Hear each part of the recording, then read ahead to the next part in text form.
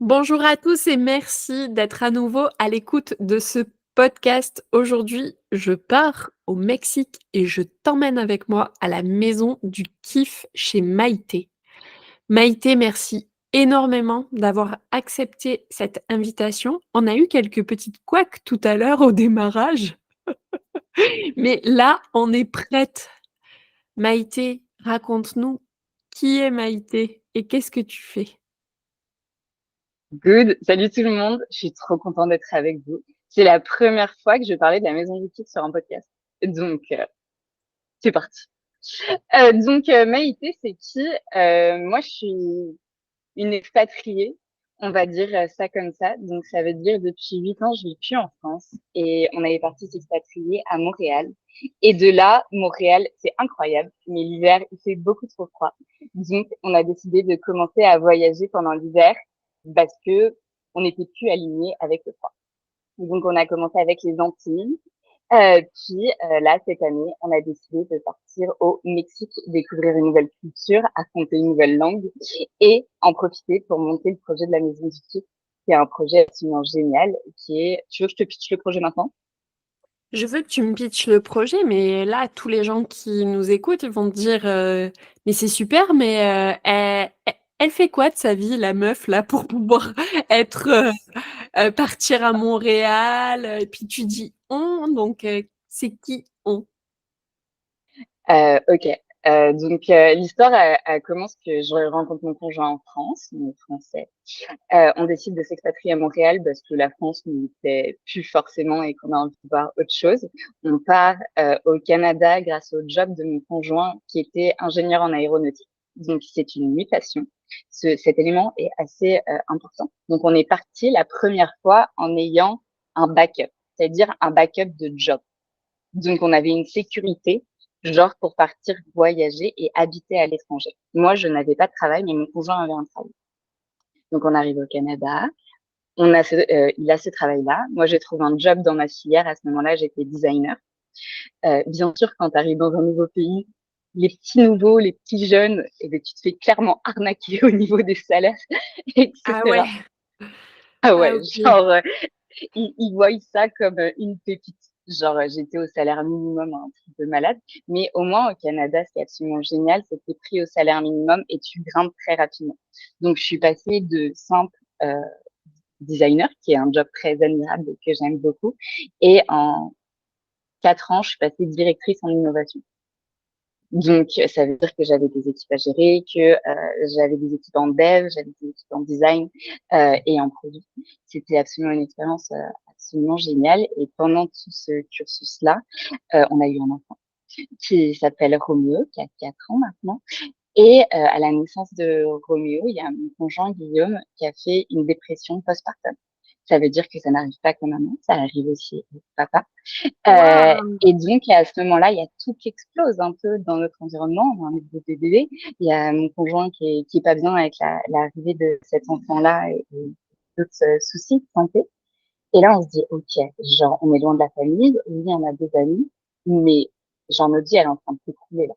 Genre, qu'est-ce qu'on fait? Donc là, on se dit, OK, c'est déjà expatrié une fois. On va retourner en France pendant 5 mois. On va se rapprocher de notre famille. Ils vont nous aider. Ils nous ont pas vus depuis plus de 3, 4 ans. Genre, ils vont Ouais. nous aider, tu vois. Et bien, on rentre en France et c'est pas du tout ce qui se passe. Ah merde. Ok. Ouais, la Donc, famille, des fois, bon bref, on va pas s'attarder, mais bon. Salut les gars! donc, salut les gars, on a dépensé 30 000 balles pour rentrer en France pendant 5 mois et genre, pas du tout avec les attentes auxquelles on s'attendait. Mais, piqûre de rappel, ça nous a rappelé pourquoi on était parti au Canada et ça nous a fait une grosse piqûre de rappel qu'on ne fera plus cette erreur-là de retourner en France pour aller chercher de l'aide que on nous a pas proposé finalement. Donc là, ok, on retourne au Canada. On savait qu'on voulait retourner vivre au Canada parce que mindset, la vie est absolument incroyable. Et là, c'est pareil. Genre, Guillaume est toujours dans sa dépression, on a toujours un nouveau-né et on est toujours seul. Et le temps, il commence à devenir froid. Donc là, on se dit, ok, on va partir au soleil. Et D'accord. c'est la première année où on décide de partir aux Antilles, en Guadeloupe. Et donc là, moi, à savoir, je suis née aux Antilles. Je suis née en Guadeloupe. Donc on est parti chez mon papa. Mon papa a une villa et à côté, il a un bungalow. Donc très généreusement, il nous a laissé la villa et lui est parti juste dans le bungalow. Donc on a fait ça pendant 3 mois et demi. Et en fait, c'était incroyable.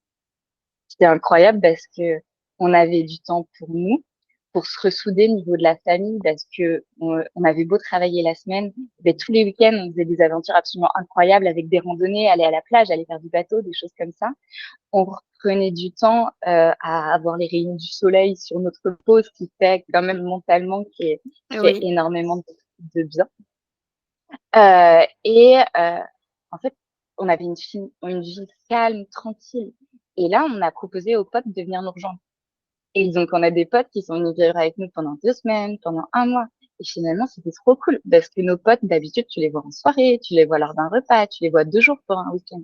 Ouais. Mais quand tu vis avec les gens, genre 2 semaines ou un mois, ben genre nos potes, c'est devenu notre famille, quoi. Genre, il y a d'autres liens encore plus solides qui se sont créés. Et même eux, ils repartaient de ces vacances, pour une fois, pas fatigués. Ils repartaient de ces vacances avec une nouvelle énergie pour retourner au travail, etc. Et là, on s'est dit, OK, bah, c'est une trop bonne expérience pour tout le monde. On va recommencer l'année d'après. Donc, l'année d'après, eh ben, on s'est dit, OK, on va partir au Mexique. Ça, c'était il y a 2 ans. Et en OK. fait, on a pris nos billets d'avion beaucoup trop tard. Et on est genre 2 mois avant de partir. Et en Ouais. fait, ils avaient augmenté à 7000 $, donc ça fait à peu près 5000 €. Et c'était trop cher pour nous à cette époque-là. Et mais je vais faire des guillemets. Ouais. On n'avait pas le bon mindset pour investir cet argent. Donc, on D'accord. avait cet argent-là largement de côté, mais on n'avait pas le mindset de nous dire genre c'est OK de mettre ce prix-là pour avoir la vie de nos rêves. Donc, on a dit OK, c'est pas grave, on retourne en Guadeloupe, c'est pas cher. Et on a refait l'expérience. On a reloué une maison, pas chez mon papa cette fois-ci, parce qu'on va lui laisser un peu d'autonomie.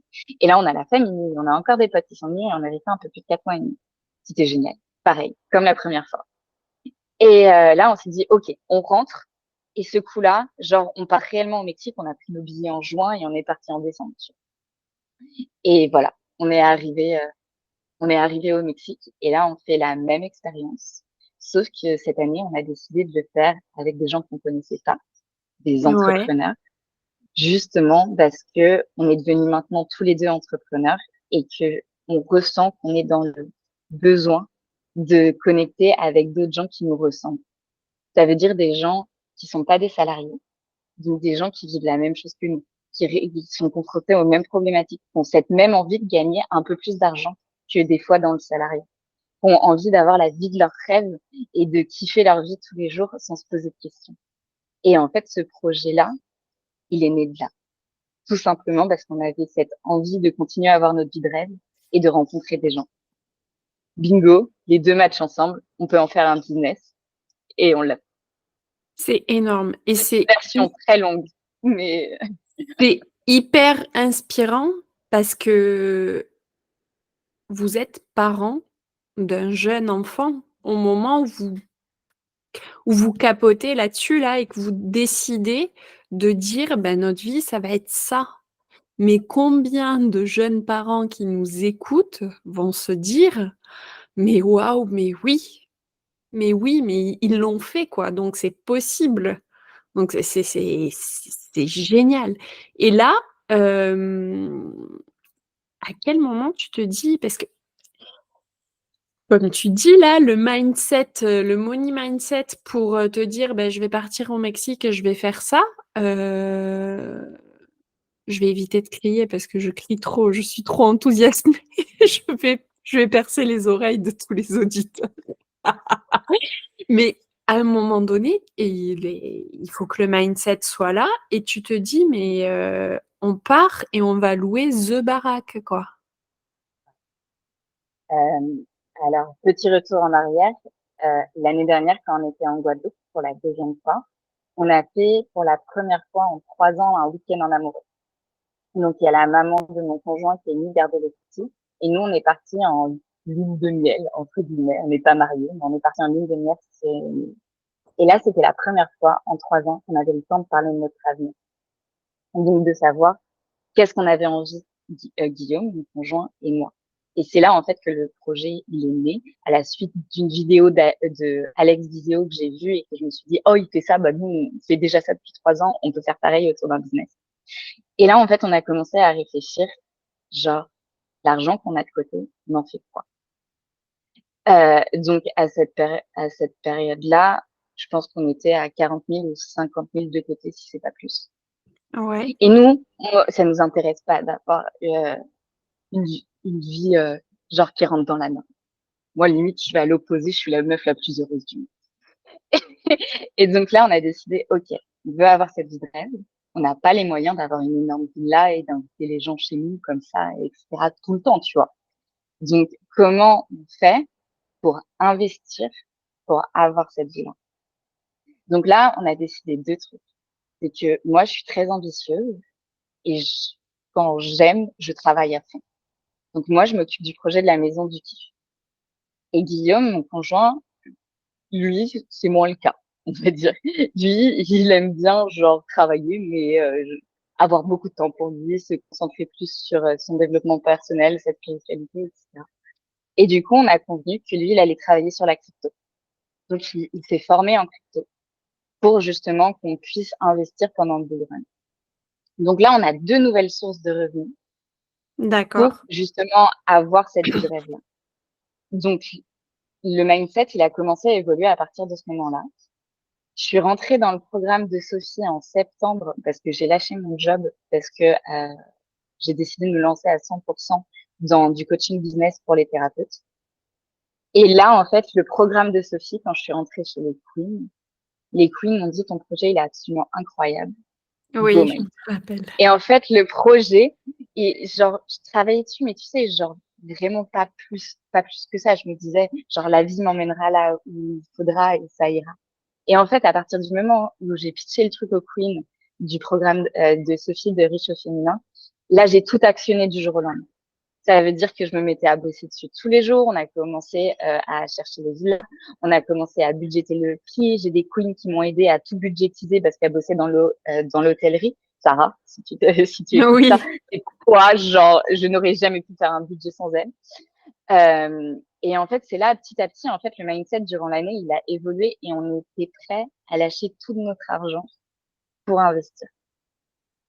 Dingue. Et, euh, et donc là, à l'heure actuelle, on a investi 45 000 euros dans la maison du kiff. Euh, et c'est carrément OK parce que c'est notre vie de rêve qui est transposée en business.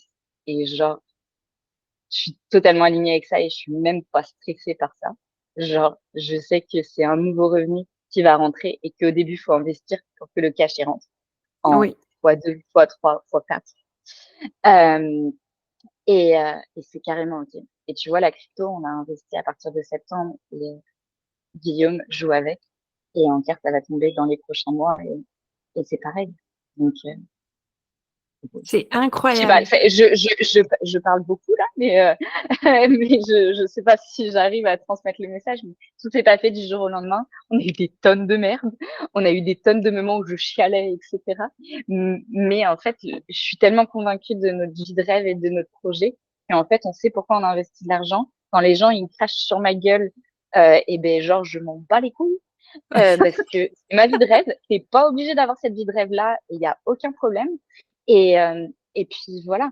Et en fait, je trouve que ce projet, il est tellement inspirant qu'en fait, je suis heureuse de partager sur les réseaux sociaux ma vie pour inspirer aussi d'autres femmes, d'autres familles qui veulent voyager avec leurs enfants. J'ai des discussions passionnantes autour de ça, tu vois. Et finalement, c'est là où tu te dis, genre, go, genre, il y aura toujours des gens Il y aura toujours des gens, quoi? pour critiquer. Ah, mais de toute façon, l'humain est un être d'opinion, mais il faut bien regarder l'être d'opinion qui te juge avant d'y accorder de la valeur. Est-ce que tu as envie d'avoir sa vie? Je ne crois pas. Je pense que tu es très bien au Mexique, là où tu es, et que tu vis ta plus belle vie et ta plus belle expansion. Euh, c'est énorme. Alors ça, c'est le côté qui brille de la médaille, Ouais, mais tout s'est pas fait du jour au lendemain. Il y a eu certainement quelques nuits blanches, quelques mouchoirs éclatés, quelques: «Ah mais pourquoi j'ai cru que j'allais y arriver?» Tu vois tu vois bien le genre? Ouais. Mais en fait, c'est exactement ça. C'est vraiment hyper important d'insister là-dessus. C'est que, oui, on a le mindset qui a évolué au niveau, par exemple, de l'argent, parce que c'est la première fois qu'on investissait autant dans enfin, entre guillemets, oui, c'est réfléchi, j'ai un plan d'action, j'ai une stratégie, mais c'est un peu un coup de poker quand même, tu vois? Et donc il y a plein de fois où on était en vague d'émotions. Genre, le roller coaster, c'est ma vie, quoi.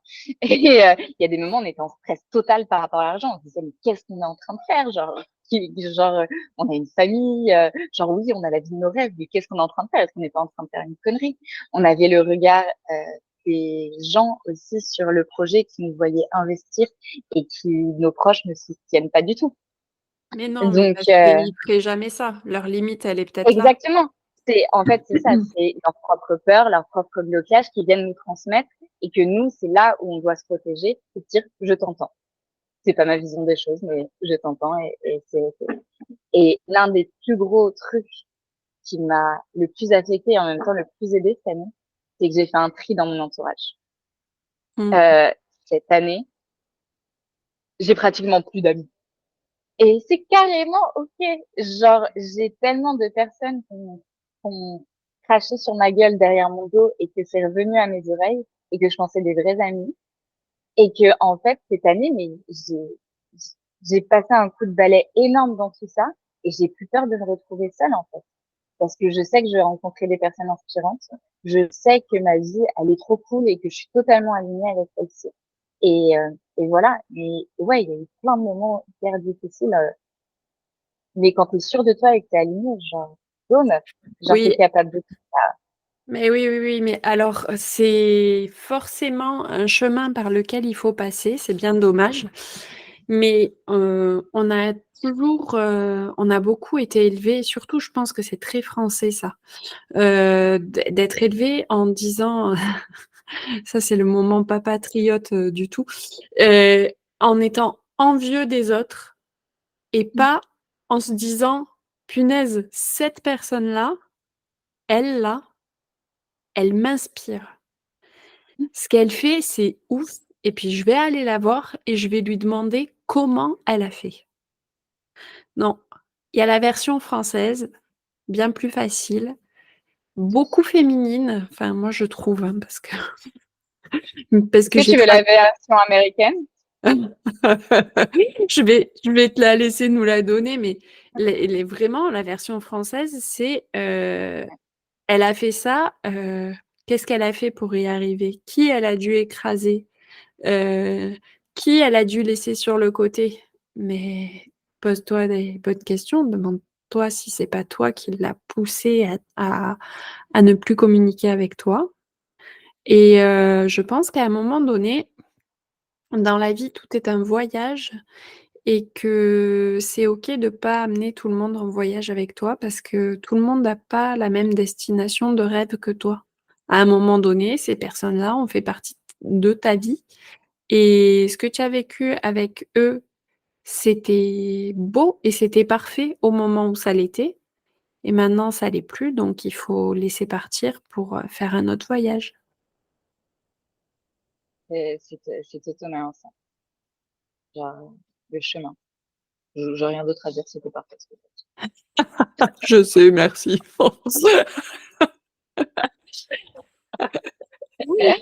Faut reconnaître, faut rendre à César ce qui est à Parce que César. exactement, c'était absolument parfait. Donc par rapport donc la version française est très envieuse et on est beaucoup axé sur la critique. Donc comme j'expliquais, moi j'ai vécu au Canada. Donc le Canada, ça a beau, au Québec parler français, c'est une toute autre culture, c'est vraiment la culture américaine qui est transmise. Et au Canada, ce qui m'a beaucoup marqué, c'est que justement on ne critique pas quand on trouve que quelqu'un fait quelque chose qui ne lui correspond pas. Faire la technique de la pom-pom girl. Ça veut dire que même si une personne, tu n'es pas d'accord avec elle ou elle fait quelque chose de mal, tu vas lui dire go meuf, genre t'as tout déchiré. Et en fait, euh, on va peut-être croire que c'est faux ou que c'est être faux cul ou quoi que ce soit. Mais le fait de dire toujours à quelqu'un, c'est bien ce que tu as fait. Genre, vas-y, tu peux encore faire mieux, etc. Ben, ça te pousse toujours à, à grandir. Alors que quand on te critique, tu as ton énergie qui tombe. Alors que même Mmh. si t'es pas d'accord avec la personne va encore s'améliorer et grandir et grandir. Et ça, c'est un truc absolument génial. Et moi qui ai été manager, ça fonctionne réellement. Genre, c'est dingue. Bah oui, complètement. Et puis, c'est clair qu'on est en énergie beaucoup plus haute quand on félicite que quand, on critique, on se met pas dans la bonne position et puis on récupère pas des bons retours. Donc, c'est franchement pas cool. Et par contre, il y a des gens super cool qui viennent chez toi alors, à la maison du kiff? Ouais. Moi, je veux savoir. Bah, en fait, pour la petite histoire, au début, on n'avait pas du tout prévu qu'il y ait des guests. Et en fait, c'est juste en suivant le flow et comment ça se passait que remise en question continuellement, vu que le projet s'est lancé un peu, pas à la dernière minute, mais pas avec une grosse préparation pour un projet de cette ampleur-là. Et donc, en fait, le projet, on trouve la villa au mois de décembre. On lance le projet au mois de décembre. Et là, les gens, en fait, avaient l'impression que la villa, elle n'existait pas, que c'était une villa fake. Et que, genre, Maïté, je suis quelqu'un qui utilise des mots très simples. Je suis quelqu'un qui est pas habillé en costard-cravate. Genre, Mmh. je suis vraiment la meuf à la coupe. Je, tu vois une surfeuse, tu me vois moi, tu vois, genre, quelqu'un plutôt, genre, relax. Et donc, le projet, il n'y a pas du tout, genre, j'avais beaucoup de visibilité. Genre, ça a amené du monde, ça a amené du trafic, etc. Mais les retours que j'avais, c'est la maison, elle n'existe pas. Et là, OK, on s'est remis en question et on s'est dit, OK, comment on peut faire exister cette baraque, quoi, aux yeux des gens? Donc, fallait nous emmener de l'expertise et de la crédibilité. Et c'est de là, en fait, que on s'est dit, OK, on va faire venir des guests qui ont des followers, qui ont une communauté pour crédibiliser le projet. Si eux, ils vont, le projet prend de la crédibilité, les gens se disent, OK, la villa existe. Et donc, c'est de là que j'ai commencé à remuer la terre entière pour trouver des guests absolument incroyables. Et on a Sophie de Réchaud Féminin qui est là en ce moment avec Julie de UGC. UGS, tu, tu mettras le UGS. bon. Alors, UGS, Oui. UGC. Euh, et c'est absolument, elles sont là et c'est absolument génial parce que à la différence d'un autre séminaire business ou d'une retraite ou quoi que ce soit, les gens ici viennent vivre pendant 2 semaines ensemble et ils sont tous là pour connecter. Ils sont pas là pour te vendre une de leurs formations, ils sont pas là pour te vendre un coaching, ils sont pas là pour te faire un partenariat avec toi. Ils sont là pour connecter avec l'être humain avec qui t'es. Donc en fait, on a des discussions passionnantes sur des sujets business ou vie perso ou problèmes dans notre couple ou cul. Genre, on parle d'absolument de tout. Et en fait, c'est ce qui est génial. On parle de spiritualité. Et en fait, ça crée des liens incroyables d'avoir des personnes que tu admires sur les réseaux sociaux et là, d'être avec eux autour d'une grande table, autour d'un repas et de discuter absolument de tout.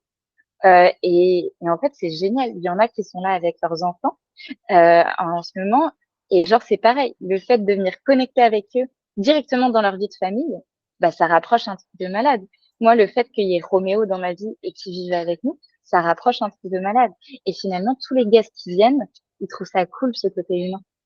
Genre, que ce côté où, comment dire, Ils ont plus un ils écran créent une entre expérience. eux et la personne qui enfin, ça rentre dans l'intimité un peu.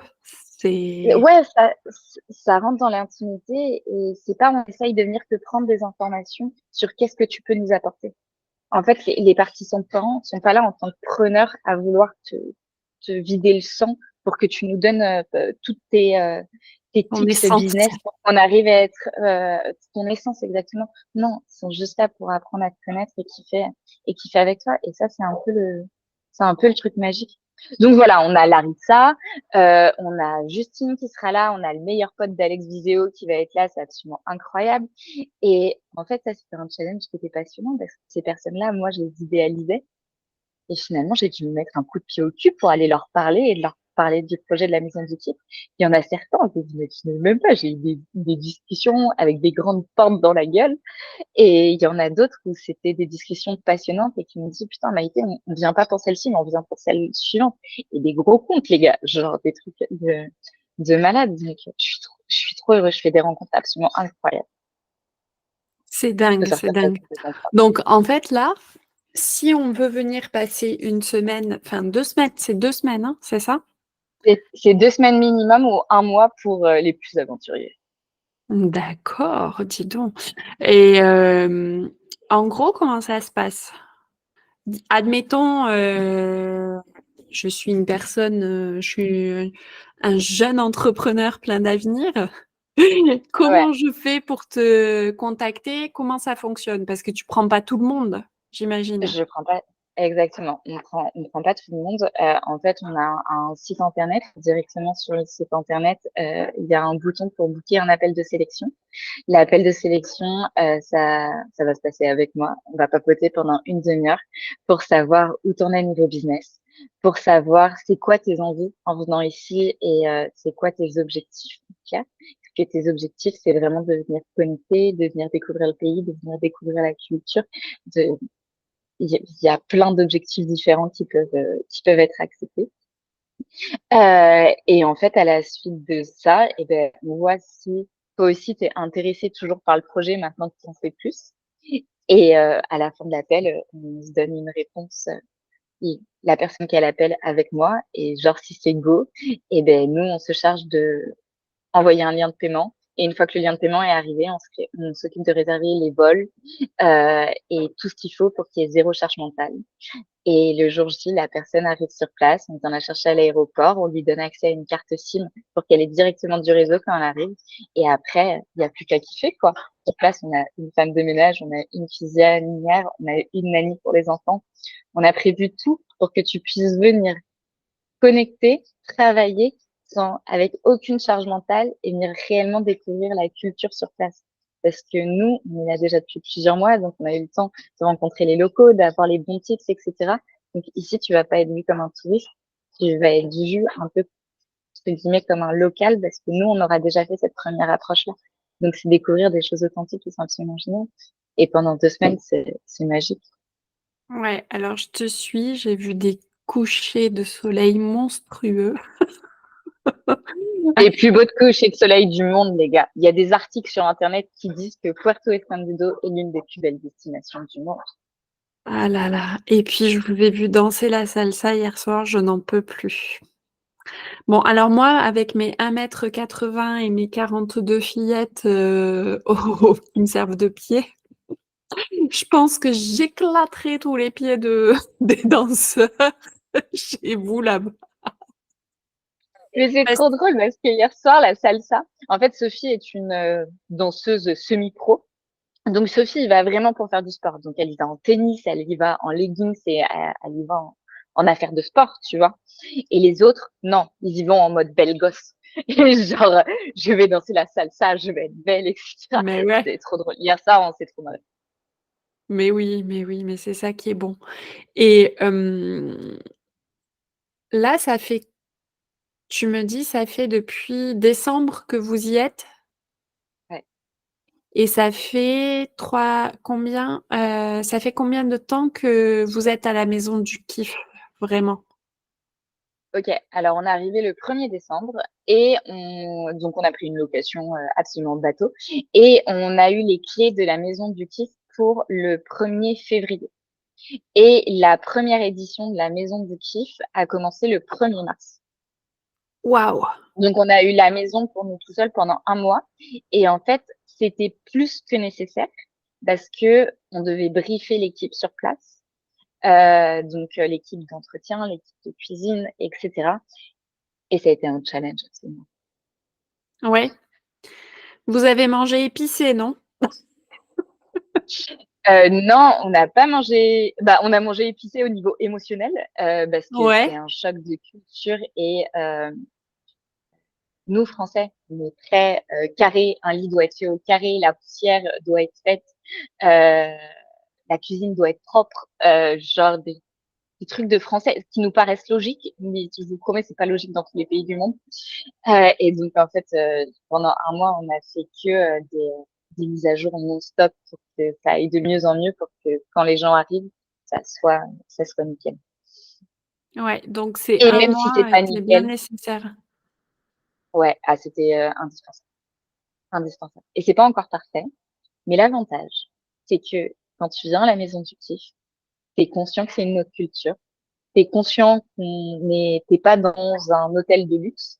T'es conscient que t'es là dans une villa, qu'on est des gens chill, qu'on est des gens simples, et que, en clair, il y a des couacs des fois dans la vie. Donc là, on a eu des couacs, par exemple, la semaine dernière, et genre tout le monde était très compatissant, et ça peut arriver, et ça peut arriver à tout le monde, Oui, non, mais et c'est attends. En correct. général, on va remettre l'église au centre du village. Quand tu es entrepreneur, tu sais ce que Et quoi c'est que tu qu'un... connais. Voilà.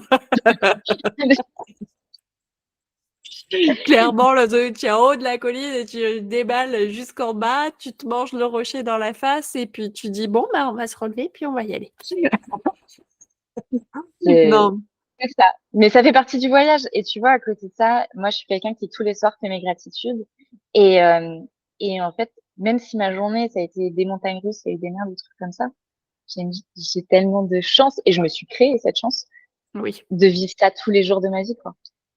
Et genre, c'est magique de se lever le matin, de voir la mer et de se coucher le soir et d'être avec des gens passionnants et d'aller me coucher le sourire aux lèvres parce qu'on s'est tapé des fous rires pendant une heure. Et c'est génial. Mais oui, c'est dingue. C'est incroyable. J'ai une amie qui tout à l'heure a connecté sur ton compte suite à la story que j'ai faite et elle m'a dit: «Sophie, si je suis obligée de vendre ma maison pour aller avec avec tout ce que tu nous proposes», parce qu'ici sur ce podcast, il y a plein Ouais. de nanas passionnantes qui viennent nous raconter ce qu'elles font dans la vie et c'est vrai qu'à chaque fois que tu connectes à leur univers, bah, forcément ça donne envie. Et du coup, elle me dit, si je vais finir par être obligée de vendre ma baraque avec tout ce que tu... Donc elle, carrément, la maison du kiff, si tu nous écoutes, Leslie, la maison du kiff, elle est pour toi, elle t'attend. Il sort quand Prochaine, ce podcast? il va sortir dans 3 jeudis. Ok. Donc, news qui sera déjà annoncée. La prochaine maison du kiff est au mois de septembre, octobre et novembre et on sera en Égypte. Oh, Donc, waouh! cadre incroyable, culture incroyable, paradisiaque. On va faire de la plongée, on va aller dans le désert, on va aller voir des temples. Et tout ça, c'est recharge mentale avec des gens passionnants. Ça va être les trucs. En Égypte? C'est Ouais. énorme ce Je que vous tu es en dévoile train de pas dire. la ville. Vous irez voir sur le site internet si vous voulez la visite. Tu as déjà mis des photos? Ça sort, vendredi prochain. Je mets Incroyable. en ligne tout vendredi prochain. Et on fait des préventes. Et donc là, si j'ai bien compris le concept, de ce que tu as choisi de faire comme entrepreneuriat, c'est l'Égypte. Est-ce que tu as des plans pour après l'Égypte? Ouais, mais je le garde secret. On a Ouais. les destinations de janvier, février, mars. En fait, tous les ans, il y aura deux destinations. Il y aura une destination qui sera plus près de la France et il y aura une destination à l'autre bout du monde. Chaque destination, c'est des destinations où vous iriez pas tout seul ou que vous ne connaissez pas. Donc, par exemple, on est au Mexique, on est à Puerto Escondido. Puerto Escondido, si je le dis en français, il y a personne qui connaît. Genre, Non. les Français, ils connaissent Tulum, ils connaissent Cancun, ils connaissent Mexico. Puerto Escondido, c'est hyper cute. C'est une ville de surfeurs très chill, un peu station balnéaire. C'est génial. C'est très authentique. Et en fait, nous, c'est ce qu'on cherche à travers ce projet-là. C'est que vous aimez tous voyager. Donc, allez faire les voyages qui vous donnent envie. Moi, je vous fais découvrir des endroits où vraiment vous allez connecter avec la culture locale. Ouais, je comprends ce que tu veux dire. Les photos instagrammables, où tu te retrouves et où en fait, il y a 25 personnes qui attendent derrière toi pour faire la photo. Je vois bien ce que ça peut faire et c'est clair que ça fait ça fait pas rêver. Enfin, moi, ça me fait pas rêver. Non, et je veux vraiment que les gens ils vivent l'expérience de pourquoi nous on a choisi cette vie-là, c'est d'avoir une vie relaxe et d'avoir une vie détendue en fait. Donc à la maison du kiff, c'est pas là où vous allez venir vous bourrer la gueule et sortir tous les soirs. Non, c'est on a une vie relaxe, on va voir des fois il y a un programme à la semaine, il y a des soirs on va voir le coucher de soleil et se prendre une bière ou une noix de coco, ou on va aller manger une glace. Ce soir on va prendre un goûter dans le marché local avec les locaux. Euh, En fait, c'est une vie relaxe. Oui, on a été danser, oui, on a été manger au restaurant, mais c'est pas ça tous les soirs et tu vas pas rentrer chez toi crever. Genre, le but, c'est que tu sois revitalisé pour tout défoncer dans ton business quand tu reviens et que tu aies pris de la hauteur sur ton business. C'est énorme. Ouais, je sais. Il est génial, ce projet. Ouais, c'est vraiment un projet génial. Je trouve ça vraiment super chouette. Et ce que j'adore, c'est que justement, tu clarifies le truc que tu as appelé ça la maison du kiff, mais c'est pas la fête à la saucisse non plus. Ah, totalement. Mais en fait, Voilà. j'ai gardé le nom de la maison du kiff, il est venu le jour où, justement, on a eu cette fameuse discussion avec Guillaume sur notre avenir. Et en fait, on m'a demandé de changer le nom parce qu'on trouvait que ça faisait pas assez sérieux. Mais je suis pas une meuf sérieuse, donc la maison du kiff pour moi ça correspondait parfaitement à ça. Et le kiff il peut se trouver dans plein de choses du quotidien sans avoir besoin de faire la fête et sans avoir besoin de se bourrer la gueule à jeune quoi. Le Alors kiff il là, peut être dans l'assiette, le kiff il peut être dans les rencontres, le kiff il peut être dans les découvertes, genre le kiff il peut être là où je te rejoins, mais qu'à moitié, Mm. c'est qu'en fait, si, tiens, si tu es une meuf sérieuse, mais tu es une meuf sérieuse qui se prend pas au sérieux. C'est pas mal comme définition, j'apprécie.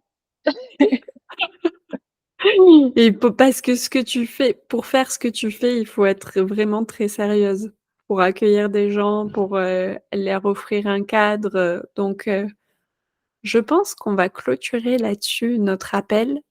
Est-ce que tu as quelque chose à rajouter? Moi, je voudrais juste savoir jusqu'à quand on peut venir à la maison du kiff, celle qui est Ok. là au Mexique. Alors, l'édition à Puerto Escondido, vous pouvez venir jusqu'au 30 avril. Il nous reste encore une ou deux places grand maximum par édition. Donc, allez booker un appel, on s'appelle et on papote, tout simplement. Et on voit ce qui est jouable pour la suite. Et la prochaine édition, comme je disais, sera en début d'année scolaire en Égypte. Et allez voir toutes les informations, ça va être magique. Je vais Et vous sinon, mettre j'ai été trop contente. Pardon. J'ai été non, trop contente que tu m'invites sur ce podcast-là. Je parle absolument beaucoup. Mes phrases sont très longues, mais je suis comme ça. Donc, mais c'est bien, voilà. nous, en général, quand on invite des gens sur les podcasts, c'est pour qu'ils nous parlent. Donc ça tombe très bien. Donc c'était Parfait. super, j'ai adoré connecter avec toi. J'ai vraiment hâte de voir ce que vous allez proposer en Égypte. J'ai vraiment, vraiment, mais très, très hâte. Je suis sûre qu'un jour, je viendrai faire un tour dans la maison du kiff, toute seule et ou en famille, on ne sait pas ce que nous réserve l'avenir. En tout cas, je te remercie beaucoup. J'ai adoré parler avec toi, j'ai adoré ton énergie. Je remercie tous nos auditeurs pour être arrivés jusqu'au bout et pour nous avoir écoutés. Et je vous dis à la semaine prochaine. Bye bye.